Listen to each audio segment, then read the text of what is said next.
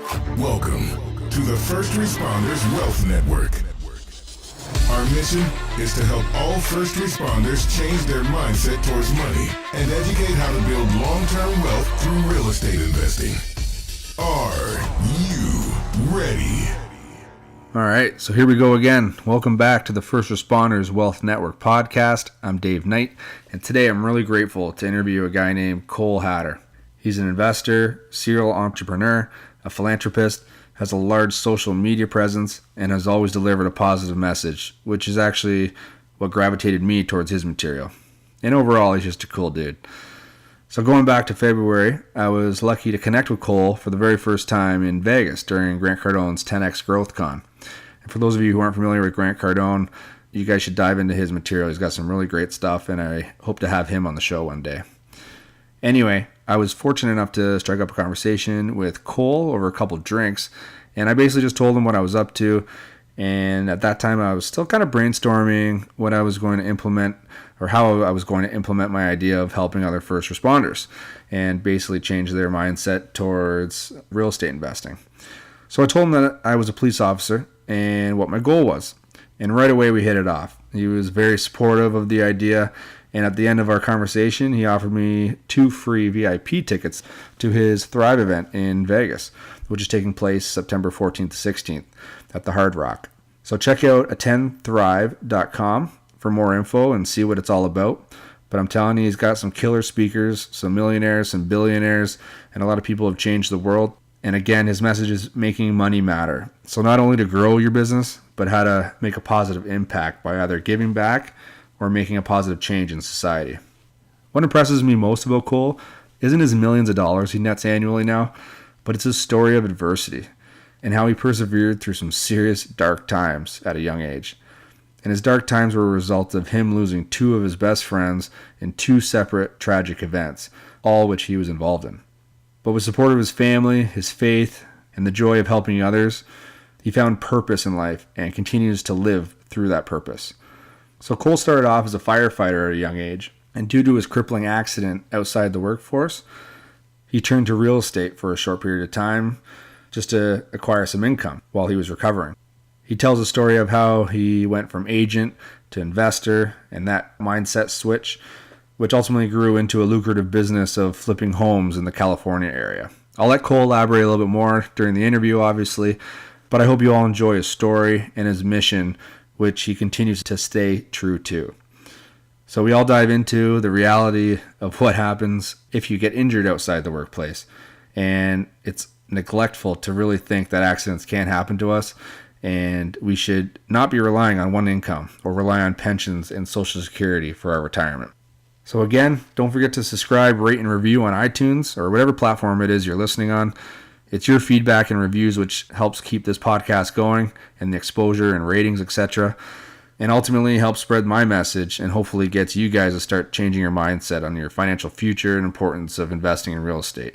And one last thing, if you want to connect with me, just go to 911wealthnetwork.com. 911wealthnetwork.com.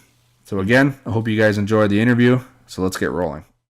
Yeah, so Cole, man, nice to finally get this meeting underway. I got a cool guy here, Cole Hatter from down in Orange County. He's got quite the story through adversity and everything. So, Cole, I'd like you to just tell your story from start to finish, really. I know that you were a firefighter early on, and you saw some tragic events happen to you, but then you worked through those through adversity and came out with a purpose in life, which really captivated me. So, yeah, man, just go ahead and tell your story, because a lot of guys probably aren't familiar with you. Or maybe they are, but if they're not, go ahead. Yeah, like you said, I was a firefighter. I decided I want to be a firefighter probably in about junior high school. I liked helping people growing up in, the faith-based community and being pretty involved in my church, or I should say my parents were involved in my church and I got dragged with them. I loved going down. I live in Orange County, like you said, so I'm about 2 hours from the Mexican border, and we would go down to Mexico, like to Tijuana for the day and help the families down there. And at about 13, 14 years old, however old you are in 8th grade, looking back over all my life experience, I realized that some of the best moments and some of the best feelings I ever had were while I was in Mexico helping people. So I said, hey, how can I get a career instead of sitting in a cubicle of getting paid to help people. Like, how cool would that be? Instead of pushing paper and staring at computer desks, sitting at a desk staring at computer screens, how can I do something? Anyway, so I thought about being a police officer. I thought about joining the military. I thought about being a doctor, all these careers where you get paid to help people. And firefighting was my fit. I wanted to, save lives, play with fire and get paid for it.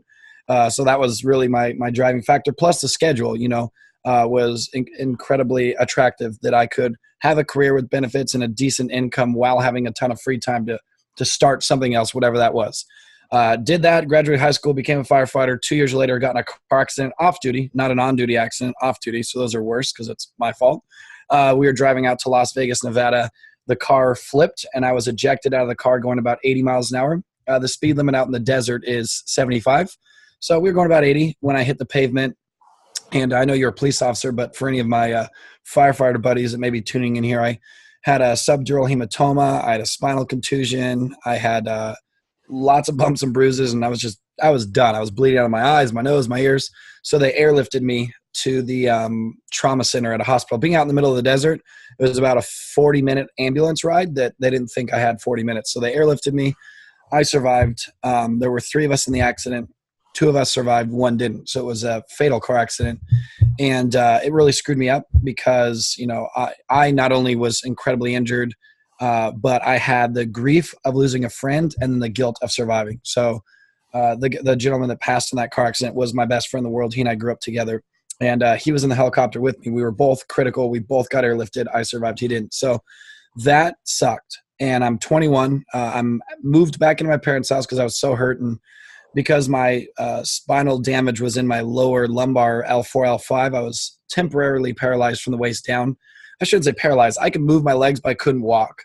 And I had to kind of like relearn how to walk again. And as the bruising subsided, my mobility came back. And as of today, I'm totally fine. But for that probably first year following that accident, it looked like firefighting was no longer an option. You can't be a firefighter from a wheelchair. So I started looking elsewhere and decided to choose real estate as a temporary career. Didn't think it would be my lifelong career, but it was 2005 and real estate was booming here in Southern California. So I said, you know what, I'll become a real estate agent and I'll start listing houses here in Orange County to make some, side income until I either heal and go back to the department or whatever. As an entry-level firefighter, I was making $42,000 a year, US. And flipping houses, or sorry, not yet flipping, being a real estate agent, I'd only need to do 1 or 2 listings to make that type of money. So I was like, I'll do that. And then I very quickly decided I did not want to be a realtor. I wanted to be an investor. I can make even more money.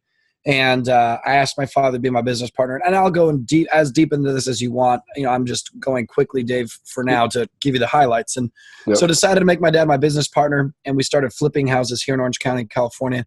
And I was making more on every single flip than I was as a salaried firefighter for the whole year. So I realized pretty quickly, wow, nothing's wrong with firefighting, but financially there's way better options out there. Mm-hmm. And as I healed, I decided not to return to the department and to continue my career as an entrepreneur. And so that was 13 years ago. I started my real estate investment business that I still run to this day. It's the only business I've had since day one. I've started, maybe 30 businesses along the way. 25 of them failed. A dozen of those failed miserably and cost me money.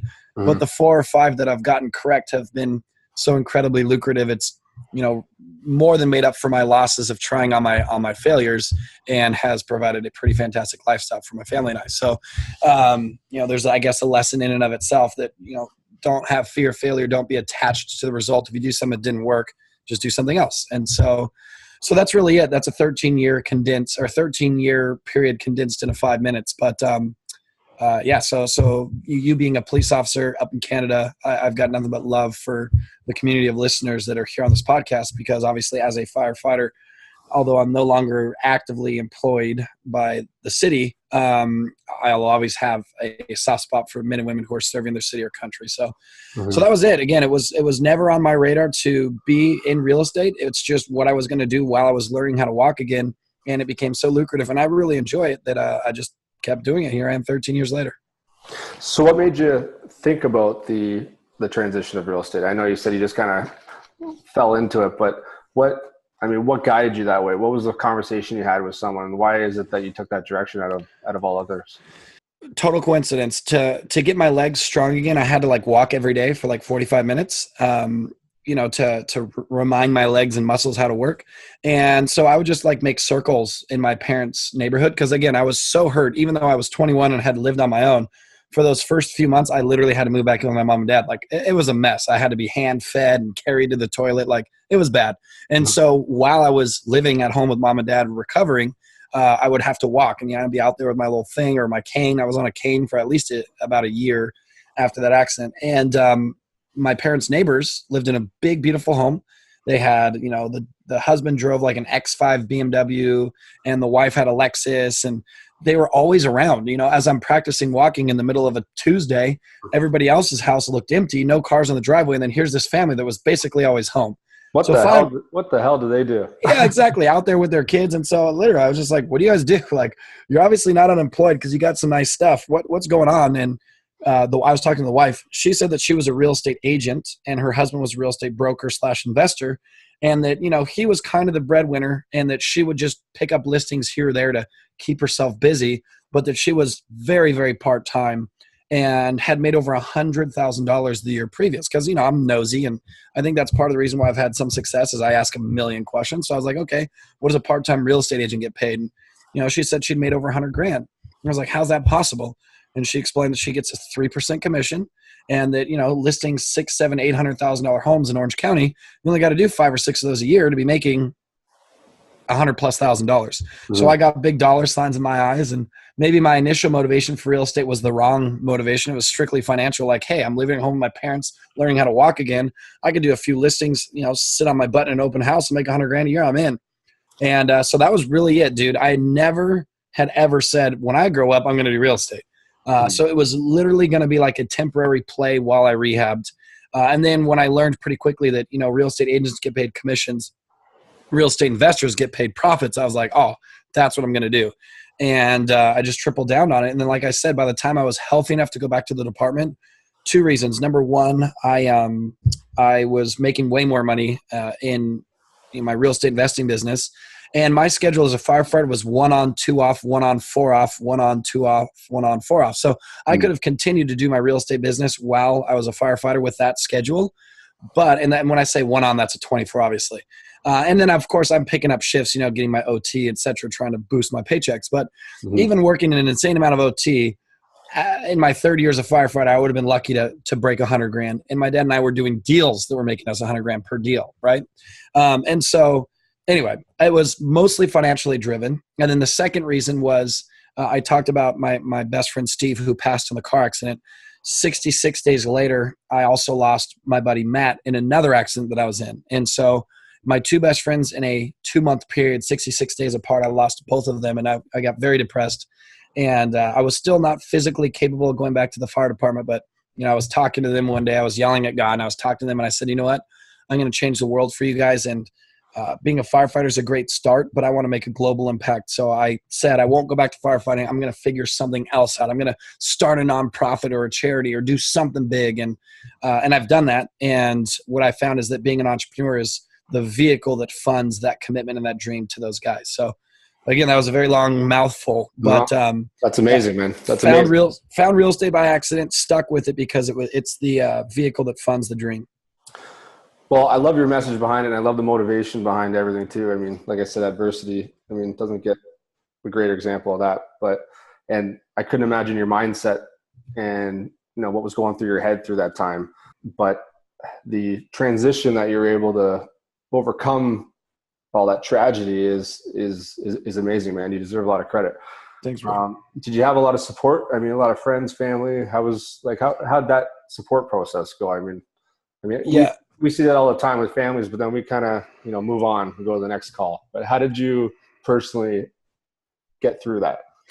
So yeah, you nailed it. I am so blessed in that I have amazing family, amazing support. I'm the youngest. I have 2 older sisters, so their maternal instincts, and I was the baby brother growing up.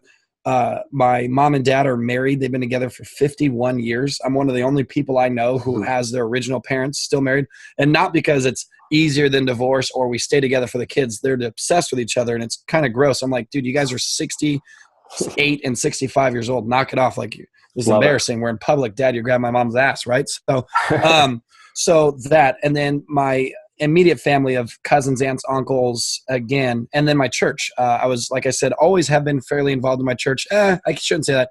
High school, I was too cool and wanted to get drunk on Saturday nights and not make it to Sunday church, right? But back in my 20s, as a result of going through this, I kind of went back to the church because I was at rock bottom. And so my church family just absolutely loving me. So you nailed it. The only way I got through it that I can even imagine was, my family, my faith, and my community just loving on me, just, knowing what I had gone through. And, I lost my two best friends. I'd lost my career as a firefighter, at least in that moment. And the guilt was the hardest part of losing Steve, of losing Matt in accidents I was in. Like getting a phone call 66 days apart that your two best friends had died is tragic. Being in both accidents, I was crushed. And, I briefly was even screwing around. I was drinking alcohol and taking these pills that were prescribed to me, morphine pills actually, for my car accident. And that's a whole nother story. But I was just making bad decisions and I snapped out of it. And so, I that's nothing I can duplicate for your listeners. Like, so it's really important that you have amazing parents, because we might not all have amazing parents, but it is super important that we have a community. And what's cool about police, military, firefighters is there's really that brotherhood. And so, for those of you that are tuning in right now that, like Dave are police, or like me, firefighters or whatever, having a support community, whether it happens to be your maternal parents like mine, or paternal parents, I guess, or just strangers that you then make what we call family, like friends and family together, having a support group is so freaking important.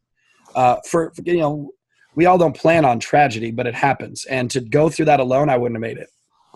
That's awesome, man. I mean, that's nice to hear that you got support from all ends too.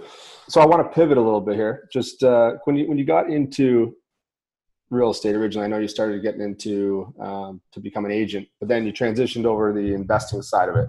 Mm-hmm. And just from me being familiar with your story, I know you got into renos and flipping and whatnot. So two questions. One, what kind of mentors and teaching did you have during that time? And also two, how did you learn the trade? I know you had your dad involved. Maybe you can tell that story, but how did you learn the trade and really move forward and take action without screwing everything up? Two things. Number one, how did I learn? I went to a real estate event. I think it was a few $100, and I was a brand new real estate agent. So the first thing I wanted to do is be a realtor. And I got my license. In California, you have to take a certain amount of hours of training. I think it was like 4 weekends, Saturday, Sunday in a row. Like you go 4 weekends in a row. Then you've had enough training. Then you go and you take your state exam. And if you pass it a 70% higher, boom, you're a realtor. So I did that. I had my real estate license. I was ready to take over the world. And even though I was 21 at the time and new to business, I at least had the common sense to know, hey, instead of figuring this out, I should go somewhere and get trained so I can learn this faster. And so I went to a real estate workshop. I had no idea that it was an investor workshop. I thought that everyone that did real estate all did the same thing. And so I get into this workshop, excuse me, and it's all about investing. And here I am, a real estate agent, trying to figure out how to do open houses. And everyone in there is talking about flipping houses. They're making a ton of money. I hadn't even listed a first house yet. Like I had not even gotten started. And I was already like, screw it. I'm not going to be a realtor. I'm going to be an investor. And so that was where my training began. And again, 21 and broke, having just lived at home with my parents. I bought a lot of books. There was no such thing as podcasts yet. But I bought some like audio DVDs. Like I bought Tony Robbins' Awaken the Giant, I think it was. It's like a 12 disc CDs. And I listened to all of those. Not that it taught me real estate, but it like put me on fire. And anyway, I just immersed myself in what I could afford. The other thing, and this isn't, again, something that's necessarily duplicatable, but fortunately and unfortunately in the right place at the right time. It was 2005, and in Southern California, real estate market in 2005 was a freaking rocket to the moon. And I didn't necessarily even need to know what I was doing. I would literally buy a house. My dad and I would just barely even begin. Like we would just clean out the trash, and we'd already have people knocking on the door saying, "Can I buy this house?" And right. There would be literally properties that we would buy and do nothing. I'm not even talking like we wouldn't even clean leaves out of the gutters and be able to immediately flip it for $50,000, $60,000 in profit. Because A, real estate was skyrocketing, and B, we had these ridiculous loans back then that are part of the reason we had a recession where, my dad and I weren't using these loans, but we would list our properties for sale, and anybody with a pulse could get a mortgage back then. Stated income, stated asset, 100% financed loans. Mm-hmm. So as soon as we'd have a sign in the front yard, we'd have 25 offers with people who had financing. So we'd just be like, you have the most money, we'll go with you, or you have the highest offer. So that's how I learned. The problem with that is 2006 was great, 2007 was great, 2008 I got hammered. And because I didn't actually know how to invest in real estate, I was just buying things that were going up so high I could make money. Kind of like everyone with cryptocurrency. I have Bitcoin. I have crypto, but the people that are just all over the internet, like I'm some type of investor god. It's like, dude, all you had to do was buy it and you made money. Like you're not an investor god. You just bought it low and it's high. And that was me in real estate. And so anyway, this is a long answer, but I'm trying to maybe create a framework for people to learn from this. I invested in what I could afford. Unfortunately, I was in the right place at the right time, which gave me this false belief that I knew what I was doing. Then when I lost everything, and I mean everything, in 2008, I foreclosed on a house. I had to fire sale my cars because I wasn't able to afford their the car payment anymore, and I didn't want to get them repoed. So I literally sold them for a loss and just dumped everything and went back to basically square one. That's when I realized, okay, I need to learn how to do this real estate. And while my income was good and my credit was good, I had credit cards with high balances, like $30,000, $40,000 credit cards. And I took a kind of hiatus for a year. I moved to Mexico. I worked with the homeless down in Mexico, and I started an orphanage. And I lived down there for about 7.5 months. I came back to America, asked my wife to marry me. She said yes. Who at the time wasn't even my girlfriend. We had dated earlier. She dumped me. I moved to Mexico. I came back, asked her to marry me. She wasn't even my girlfriend when I did. So now I'm engaged. I have no income, and I just lived in Mexico off savings. So I went to a real estate workshop. I maxed out my credit cards. I bought a coaching program. I studied it like my life depended on it because it did. I worked my ass off. I'm talking 7 days a week, 100+ hours a week, which is not a healthy lifestyle. And I don't do that anymore, but I had to get grindy and scrappy back then. This was 2011 now. And 2011, I made okay money. 2012, I made more money than I ever had in my entire life. And it's happened every year since. So that's it, man. There's no secret other than insane work ethic and willing to put my balls on the line. Like, I didn't have the money, so I maxed out credit cards. I went into tens of thousands of dollars of credit card debt. I took that information. Like I said, my life depended on it. I worked my ass off and it worked. And so that's it as far as the education. It was a combination of doing it for a few years and learning through the actual implementation of investing in an up market. So although, in a down market, that didn't work, I still had learned basic things like escrow and offers and how to write offers and, things that whether real estate's up or down are the same. I learned all that. And then as far as the investing strategies of how to make money in an up or down market or a flat market, that came through the coaching and training that I did not have the money for, but I had the balls to go into debt for. So you really just escalated and scaled from there. Yeah. Again, it wasn't a crazy story of, I was like a Ty Lopez. I was on my couch with $40 and I made $1 million, but I probably made 80,000 that first year from 0 to 80,000. And then the next year, I made over $500,000, which I had never cleared $500,000 before. And then the year after that, I made my first 7-figure year. So it went from 80,000 to 600 something thousand to $1 million+, and it's been 7 figures ever since. So awesome. That's, I don't want to diminish my story. It's cool, but it wasn't like I hit the lotto. It was, and that 26-month swing of broke to having my first 7-figure year was 100 hours a week, every day, always. Now that I'm married and I got my babies, I've got a much healthier life balance, but I think it's important to point out to those that want to make a transition, want to hit it big. If it's easy, who would do it? Everybody. And, you look at these people with shredded abs and biceps, they didn't say no to dessert once and go to the gym for the week. It's an entire lifestyle of not eating sweets and junk food and working out 5 days a week to look like that. And so you look at these really wealthy people, I was just with Grant Cardone yesterday. I was at Ty's house on Friday for any of the Ty Lopez followers.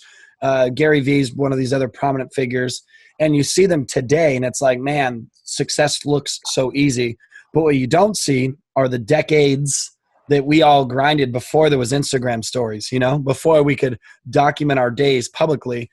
You don't see, even in my story, me eating shit from 2008 to 2011, literally living in Mexico, in Ensenada, Mexico, in a 2-room apartment with 4 roommates, three actual Mexican nationals and myself, who I love to death. My actual roommate's one of my best friends still to this day. So I'm in Mexico, living in a crappy, disgusting apartment. I've got 3 roommates in a 2-bedroom apartment. I share a room with one of them, right? And the other 2 share a room. And I was just down there doing philanthropy, helping homeless families, etc. But like, you don't see that when you see me yesterday on Grant Cardone's show. And so I think that that's important context for anyone who's listening to this who wants a change. It only comes for paying the price. And the good news is you can make it a lot faster now with the resources and the internet and podcasts like this that are just filled with information you can access for free. I didn't have any of that. I had to literally pay for all the information that I was getting. But with YouTube and Facebook and, again, podcasts, etc., there's so much information out there that if someone's willing to do the work, they can just kill it. No, I agree 100%. There's definitely more out there than, even 5 years ago. The one thing I'm always curious for guys like you who are super successful and have grinded it out for so long. Before you started this huge Thrive mass movement and believers and trying to change other people's mindset of money, to go back to those 100-hour weeks. And again, I always think about support and who's around you, not doing it alone. But at that time, you were already engaged, correct? For Thrive, I was married. No, but when you were grinding out for 100-hour weeks, and yeah, I was married. How does your significant other support you through that process? Like, how does that go down? I mean, when she's asking you, are we going out for dinner sometime soon? You're like, yeah, well, I'm grinding out till midnight tonight again. So, good question. So yeah, I came home in February. No, I came home in March and got engaged in March. Got married in September. So from March to September, that was where the grind began. My wife and I got pregnant on our honeymoon, even though we thought we'd be married for years before we tried.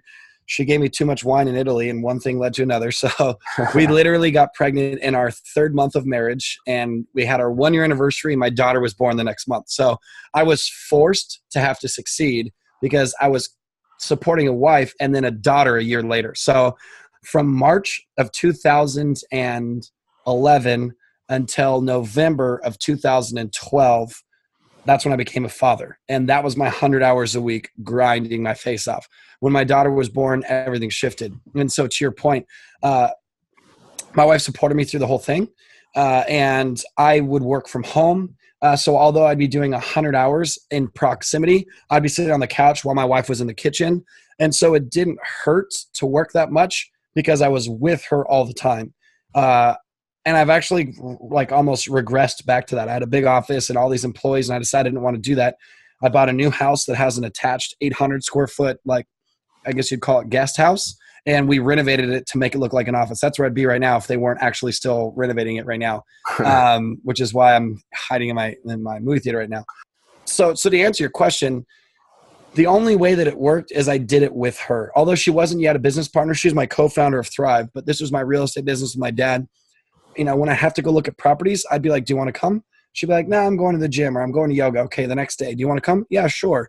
And, she might even drive while I'm doing emails in the passenger seat, right? But we were just together. And for me, my love language is quality time. One of my love languages is quality time. And so just being with her was okay. And for her, me being with her was okay too. So again, maybe not something that's duplicatable. For someone who's like, yeah, good for you, Cole. My wife has a full-time job, so I couldn't do that. Then it's so important to do time blocking. And Gary Vee talks about that. He says it's your 7 to 2. Someone's got their 9 to 5, and then their 7 to 2, 7 p.m. to 2 a.m. to build that dream. What I would recommend doing for anyone who doesn't have the flexibility of, my wife and I, she's never had a job since we got married. She had a job, obviously, her whole life prior to marriage, but we went on a long honeymoon, 3 months, which sounds really luxurious, but my wife was born in Europe, so we basically just couch surfed and stayed in hostels. It was not like balling by any means. I think we lived off like $50 a day, but we spent 3 months in Europe, couch surfing and staying in hostels. And she quit her job to do that because they wouldn't give her 3 months off. And then when we got back, I said, I don't want you to work. I want to just grind. And she's never had a job since. But for someone who maybe your wife has a full-time job and you're a police officer who's trying to do the grind on the side, you've just got a time block and you've got to be freaking militant about it. And you've got to shut it down at 5 p.m. And you've got to give your wife and your children eye contact from 5 to 7 and be there. Put your phone in the drawer in your kitchen and don't open it, and just play with your kids on the carpet and just give them the undivided attention. And then at 7 p.m. say, Daddy's got to go to work, and go lock yourself in the closet or wherever you're working at to build your dream. And those types of sacrifices and commitments are what we call short-term sacrifices for long-term gains. Another way to say it is do today what others don't, have tomorrow what others won't. And so that's what it is about. And focused quality time for most people is better than Like, what do most men do? And I don't want to be rude, but they get home from their office and they put on the TV and they watch ESPN Sports Zone. Yeah, they're home and they're not working, but they're also not even giving their kids real much attention anyway. And it's, maybe help them brush their teeth and go to bed. But like, if you time block and you say, for this next 2 hours, my family gets my 100%. Nothing is going to distract me unless the house catches on fire. That 2 hours of just eye contact devotion to your family could be better than an entire weekend of being half there because you're mowing the grass and you're doing other things anyway. And so that's it. I would recommend time blocking. For me, it worked. These are long answers to your questions, but I'm trying to make them thorough. It's good. I like it. Yeah, but so for me, it was the fact that my fiance and then wife was on my hip. And then as soon as she delivered our daughter, I started winding things down and systemizing more. And now it's a work in progress. I still probably work 7 days a week, but it might only be 2 or 3 hours, right? Like today's a full day of work. Tomorrow, I fly to Vegas because I have meetings this weekend, and my flight's not till 6 p.m. Tomorrow, my whole day's blocked family day. So I'm going to wake up in the morning and do nothing until I get on a plane. And then I'm going to grind my face off Friday, Saturday, Sunday in Vegas doing work. So again, kind of time blocking. And that's how it's got to be. That's awesome, man. That's actually amazing advice. And also just to see the insight of what it was like on your end. Because I mean, everyone tells a different story. And like you said, you really don't see the grind. You only see the fluff on Instagram and social media and what everyone, displays for everyone. But I mean, that could be a whole nother podcast just in itself right there. So how did you get the transition from that into Thrive? Because I really want to dive into Thrive because I think it's so important and powerful and just awesome. It really is a genuine message. There's not a lot of organizations out there that really thrive on this kind of stuff, and no pun intended. But so I learned this in Mexico. In that time I lived in Mexico, I was living off my savings. Again, I had made great money from 2005 to 2008, and then lost everything in 2008. I still had some money, but I lost properties, rentals to foreclosure. I lost my cars in the sense that they weren't repossessed, but I fire sold them, like I already said. But I did have a little bit of cash, maybe $70,000 in my checking account, which might sound like a lot, but when you were making that on every deal and that's all you've got to your name, it doesn't feel like a lot. And so I had to pay some things back. I think I had maybe $20,000 to my name by the time it was all said and done, because I was selling my cars at a loss. So like I'd sell it and have to pay the rest of the loan off. That's when I moved to Mexico, and living off that $20,000 across 7 months, I ended up starting my orphanage, and I was feeding these kids. And I realized in that moment that I wanted to make as much money as I could to make as big of an impact as I could. And the world sells you on this belief that the more stuff you'll have, the happier you will be. And don't get me wrong, I like having nice stuff, but if everyone who had stuff was happy, I guess I should say that's not true, because everyone who has stuff isn't happy. You see a lot of very successful, wealthy, famous people who are miserably sad and unhappy. So what I found is it's not just about having stuff, it's how you use it. They say money can't buy happiness. I disagree. I say if you're shopping at Nordstrom's, you can't buy happiness, but if you're feeding starving children by writing a check or buying them food, those will be some of the happiest, most rewarding moments of your life. And I figured that out doing that in Mexico, starting an orphanage, and out of my, I don't know, maybe $10,000 at that point dollars I had left to my name, feeding these kids and taking care of them, I became obsessed with that feeling of buying happiness. So I said, you know what, I need to go make millions of dollars so I can do this even better. And so I came back to America 2011, like I said, asked my ex-girlfriend at the time to marry me. She said yes, became married, and started grinding. And what she and I did was we started our businesses with some type of a component of giving back. Tom's Shoes inspired us. This was right when Tom's was hitting the scene. And, they had the 1-for-1 model. For every pair of shoes they sold, they gave a pair of shoes away. And I was inspired by that. And I said, we're going to do that with our businesses, babe. And so each of our businesses incorporated some type of a social cause or impact. For instance, my real estate business, for every house we flip, we give a house away in Mexico. Those houses in Mexico are just 16 by 20 foot, concrete slab built up homes that these people live in. And we just started loving that. And so as my network started changing, and I started getting on podcasts for my friends like John Lee Dumas on Entrepreneur on Fire, I would tell this story and it blew up. I would get an influx of messages on social media that's like, this is the coolest business model ever. How do I do this?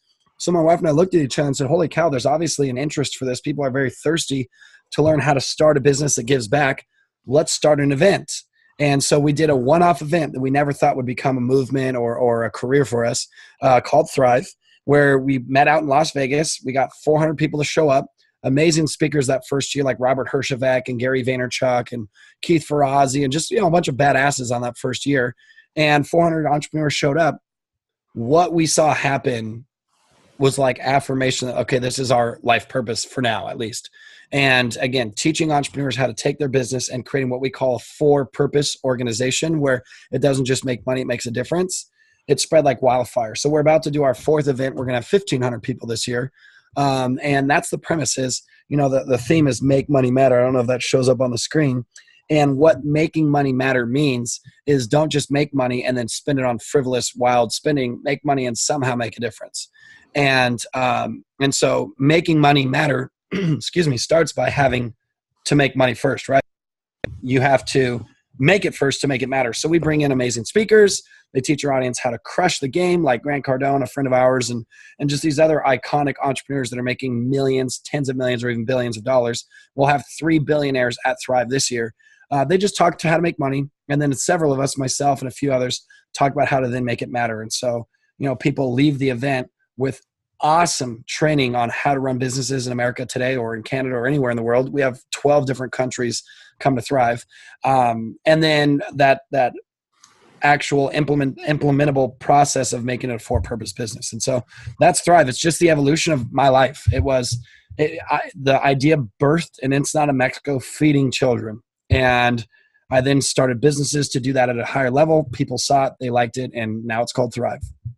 That's awesome, brother. I didn't know about the houses that you would build and give away down in Mexico. That's amazing. Yeah, that's why I moved to Mexico, was to run from my problems and then build houses for homeless families. The orphanage was an accident. While I was living there, working with that nonprofit organization to build houses. So back to the very beginning of this interview, I said that my family would take us down to like TJ and we'd do these day projects. I reached out to those organizations and said, hey, can I just come down and stay here and be on staff? And they said, yeah, sure. I had to pay my own way, which is funny. When you do nonprofit work like this, you actually have to pay to work for them, which is interesting. So living off my savings, I would then, when a team would come down to Mexico to build a house, I would help them facilitate that. So that's where the house building came in. The orphanage was kind of, an accident.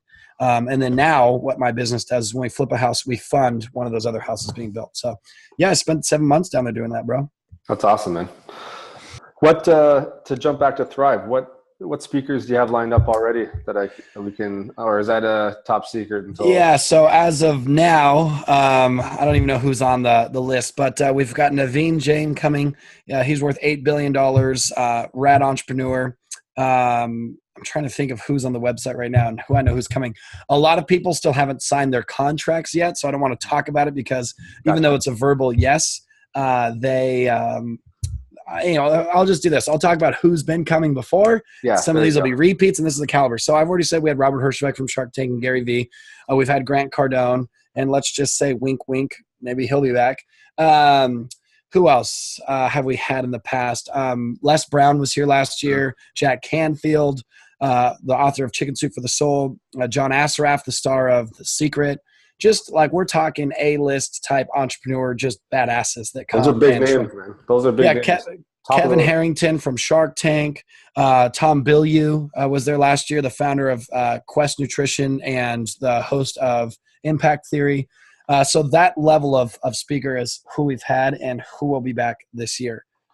Ty Lopez, I'll say that. He's going to be here this year. So if you have any Ty Lopez fans, he'll be there this year. That one's already done, so I can say that one. Didn't mean to put you on the spot there. No worries. So what's the date of that now? August, right? No, September 14, 15, 16. September 14, 15, 16 in Vegas. And I mean, I know what speakers are going to be there, but I would hate to say them here and then for some reason the contract doesn't get signed. They don't come and then people are like, what happened to so-and-so? So, but yeah, it's in Las Vegas, Nevada at the Hard Rock Hotel, September 14, 15, and 16. Friday, Saturday, Sunday. Well, I'm bringing down my girlfriend, so we'll be down there and we'll see you. And I don't know if people don't know this, but I met you randomly at the 10X event, and we just hit it off, had a drink, and just told you what my game plan, my mission was, and you invited me down there. So I mean, that's the kind of generous dude you are. So just, Well, I always like broing out over a Moscow Mule. I know that's what I was drinking. I think that's what you had. And at 10X, because Grant and I have our audience overlaps, it was really actually kind of an ego trip, if I'm being honest, to go to Grant's event, and every few minutes someone would be like, oh, cool. Because, when I have 1,500 people come to Thrive and 500 of them go to 10X and they see me walk around. So I met a lot of people that weekend. And when I met you, that was the first time we'd ever met. And again, hearing your story and your vision of, being a police officer in Canada and just what your heart was, I was like, dude, I don't just say this, like everyone's like, oh, let's give our military and our police a round of applause or whatever. Like, I have a very strong love and appreciation for men and women who do what you do. And so as soon as you said that, I was like, hey bro, I want to give you a VIP ticket to Thrive for free, because I know what it felt like. Even though I was only a firefighter for 2 years, I know what it felt like to serve others, to be paid pennies, at least in my beginning of my career. Right. And then there's of course promotions and stuff, but and anyway, I just want to show gratitude. I think that practicing gratitude is super important, not because law of reciprocity, it'll come back, but just being a generous person. So, I'm glad we had the chance to meet. I'm glad we had the chance to do this interview. And, for the men and women who are career military, police, firefighter, whatever, again, just thank you to you guys as well. And, to put a butt in a chair at Thrive to help you on your mission is part of my mission. So yeah, I'm stoked to have you, bro. Well, cheers, man. I really appreciate that. And it definitely doesn't go unnoticed. And I'm sure many can account to that as well. Yeah. So as you know, and we've talked about this in length, my mission is I'm not selling anything. I'm not soliciting. I'm not making any money off your deal, your event, or putting people's links on under my show notes, that sort of thing. It's strictly to get people to start thinking about their finances and what else they can do outside of work. Right. I'm not here to motivate you and, try and sell, some education courses, for $2,000 a piece just to get you thinking and make some money. I literally want people to realize the opportunities that are out there and how easy it is, especially for us. I mean, obviously there's some barriers. You got your credit and you got to have some money saved up to get going. There's so many avenues that you can go to help benefit yourself, especially through real estate. So, I mean, to get 2 or 3 rental properties on the go by the time you retire and paid for is not realistic, is realistic, but people think it's unrealistic. Right. People just aren't educated; they're not exposed to it. So that's pretty much my game plan: is just get them exposed, and the more people I can reach, the better. I've been in contact with a military guy down in the States who has a program of teaching about educating all about real estate investing. So I'm going to link up with him, have him on the podcast, and just spread the word. That's pretty much it. Right. To know the message is genuine and not trying to get your cash or, Right. No, that's cool. That's cool. Let me just speak right to, our servicemen and women who are watching this, whether it's military, police, firefighter, whatever. Mm-hmm. What you just said is huge. So making a career flipping houses, for instance, and I don't necessarily recommend that everyone does real estate, but having a side hustle is great. But one thing, like you said, that everyone can absolutely do is pick up some passive income properties. Obviously, I don't know about Canada, but in America, one of the perks of being a public service person is the pension and the retirement plan.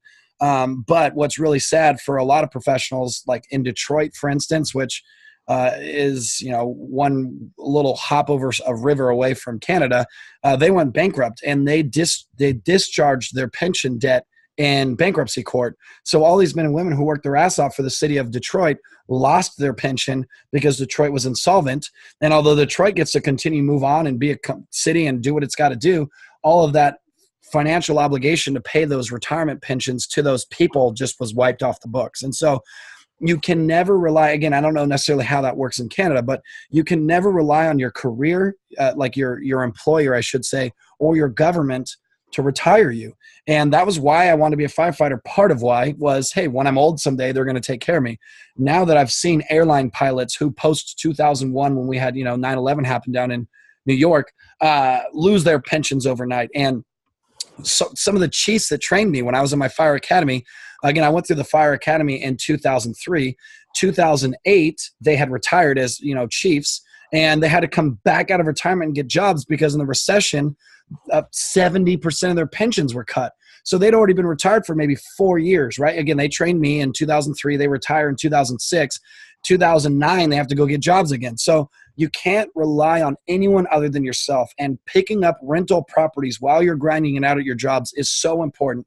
Again, I don't make money if you buy rentals either. There's no agenda here other than to just say it's naive and it's a gamble to assume that anyone other than yourself is going to take care of you for the rest of your lives.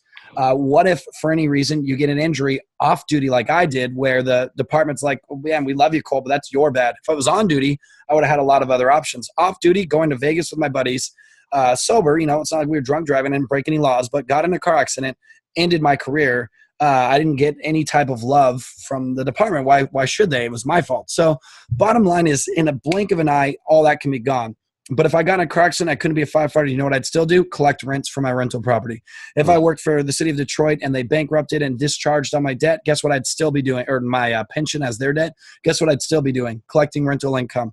We have this thing in America called Social Security and Medicare that you get at 65 years old in your retirement, right? I'm sure you have something like that in Canada called something else. If the government, by the way, it's $112 trillion overdraft in America right now, there's no chance that's going to be around when I retire. But I'll still be collecting rents from my rental property. So I think that every person should have a side hustle to generate more income. Even if your career as a police officer is your primary jam and it's your bread and butter, to do something on the side to just exercise your entrepreneurial skill sets. Because, again, I have a lot of police officer friends, and it's a grind to deal with assholes always. There's a lot of being a police officer where you get to be a hero and you get to save somebody and you get that rewarding work. But a lot of what cops do is they just deal with dickheads all day long, and it grinds on you. And to just do that and nothing else, it's in a lot of cases very toxic. There needs to be an outlet of positivity where, you do your service to your city, but then you get to come home and build your real estate empire or start an e-commerce store or start a brick and mortar. I have a good friend named Rich Bikini who started his very own coffee company. I'll promote it. I'll plug it on your show called Third Alarm. He's a firefighter, and his coffee beans, every bag that sells, contributes money to the firefighters, something cancer, whatever it is, for firefighters who are getting lung cancer from smoke exposure. So it's called Third Alarm Coffee. He is still a battalion chief. He is still a full-time firefighter, but he has that on the side.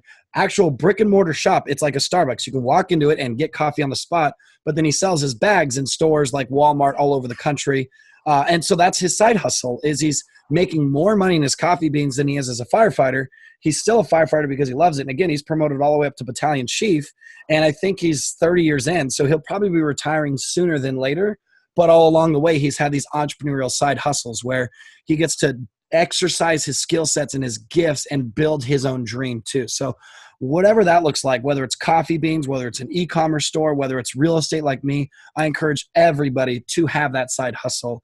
And then all of us should be buying passive income rental properties, whether it's homes or whether it's small apartment buildings like a 10-unit, 20-unit apartment building. Maybe not a 500-unit, $168 million purchase like Grant and I were talking about on his show. I'm not buying that, by the way. I can't afford that. Grant is. That's a whole nother level. But picking up a 10, 20-unit apartment building for $700,000 is doable on a police officer salary because you get financing from the bank, right? So all that being said, I highly recommend everyone has real estate as passive income. I highly recommend that everyone has a side hustle, even if it's coffee beans or whatever like Rich is. And so look that up. It's called Third Alarm. It's delicious coffee, and you're helping firefighters. And so anyway, I'll just leave that as like a last plead and rant as you're winding the show down that, again, back to your point, there's no agenda here. If you guys want to come to Thrive, also awesome. I'm certainly not pushing that on you or the show. But it's a great event, wink, wink. But as far as just taking your life into your own hands and not relying on your city or your state, if maybe like in California, we have what's called the CHP. These are cops that work for California Highway Patrol. Whoever it is you're working for, I think it's reckless to assume that they'll always be able to pay you, and even a little bit naive. And I think that all of us need to enjoy it while it lasts, hope for the best, but be prepared financially for the worst. Have that side hustle. If Rich got laid off tomorrow as a battalion chief, he could just focus and triple down on his coffee and make millions of dollars. And so anyway, I'll just leave it with that. Food for thought, start thinking about what that would look like for you and do it. Brother, I couldn't say that better myself. So that's exactly the message I'm trying to get forth. And, nothing's guaranteed. And I can't stress that enough. And people just say that over and over. Well, we got our pension, but there's too many examples. And even in our province here in Ontario, we're at reckless level debts ourselves. Oh, dude. Yeah, and for sure. It's to the point where nothing's guaranteed, and it is your responsibility, and it's naive to think that you're going to rely on one income and one income alone. So with online internet, social media, there's so much opportunity, and it's so easy to learn too.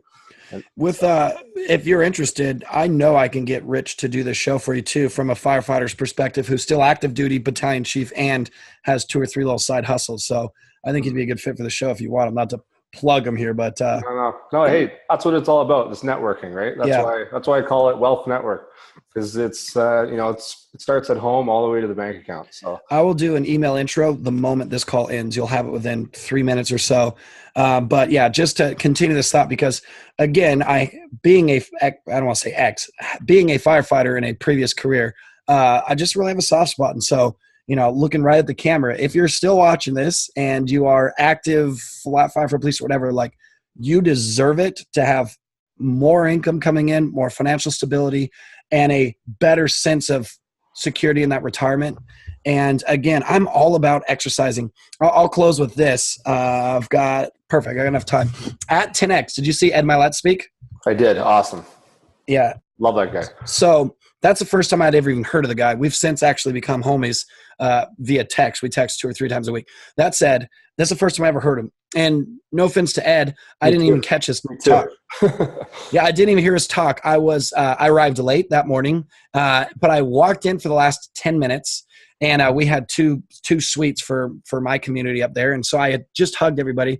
I finally then stopped saying hello, and I walked and I started listening to his closing remarks.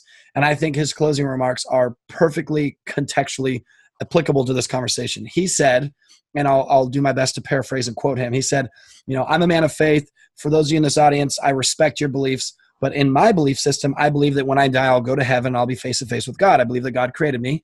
And then here's what he said. He said, I believe that in that moment of meeting God for the first time, God will show me the version of myself he intended me to be, with my skill sets, my ambition, my ability, the unique recipe that he wired me to be.